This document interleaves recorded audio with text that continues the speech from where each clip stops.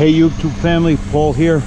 I was cleaning up snow today, and I came by my 08 Chevy Impala here. I don't know if you can see that red puddle there. I don't know if it's coming out on the camera, but there's some red fluid in the snow there. I wonder if I got a power transmission line leak. I don't see anything coming out now. I got it running, but I'm going to throw it up on a set of ramps and take a peek under there. So we shall see.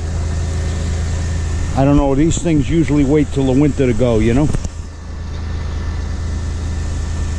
This coming spring, I'm going over the transmission lines on that. I'm going to replace them. I got to do the brakes on that, and I got to inspect the brake lines on this, as well as the silver car.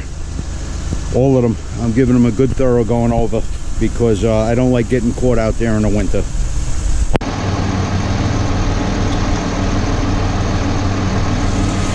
Yeah, line's wet.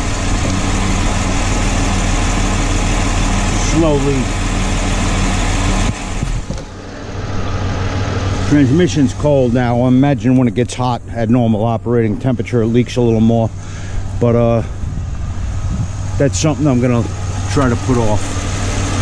Not what I really recommend doing, but I'm getting too old for working out in this shit, and we got a Arctic blast coming where we're getting below zero temperatures coming in.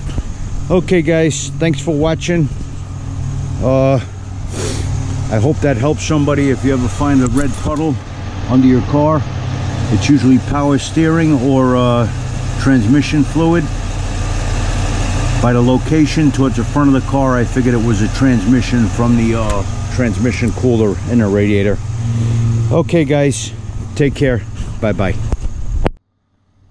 Remember, take good care of your cars. They'll take good care of you.